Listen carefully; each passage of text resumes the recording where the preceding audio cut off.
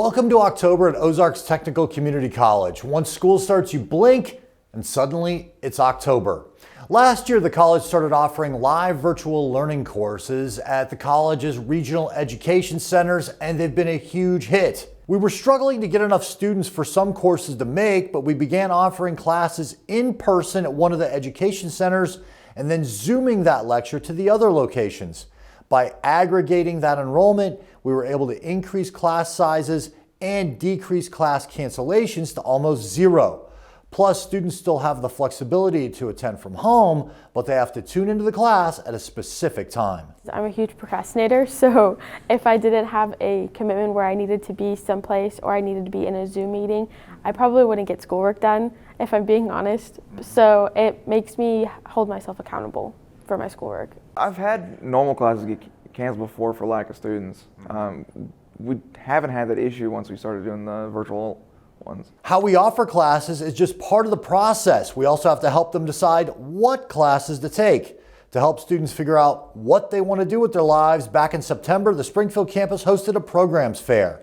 From English to engineering, painting to precision machining. If you can learn about it, there's a good chance OTC offers a program in it. We're really trying to target students that are undecided. Maybe they're in general studies and don't really know what they want to do with that, or they just are unaware of the different options that we have, because we've got a lot. So we just like to give representation to all of those programs where students can just kind of explore, find something they might be passionate about. At OTC, we pride ourselves on offering hands-on, practical education. But when your future employment involves dealing with the sick, injured, and dying, how does one gain hands-on experience? And that's why we have the Center of Excellence for Medical Simulation.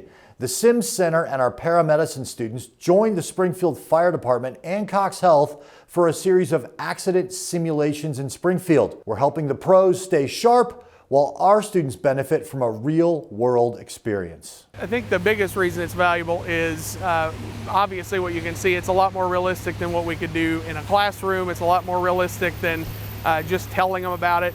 We're out here in an environment where there's actually stuff that they could get around and see what's going on. There's real traffic going by across the street, so it's a pretty realistic experience for them. Picnic week at OTC is a definite vibe. Everyone has a bounce in their step because who doesn't like a grilled brat and a little dancing with their colleagues? Here are some highlights from Fall Picnics 2022.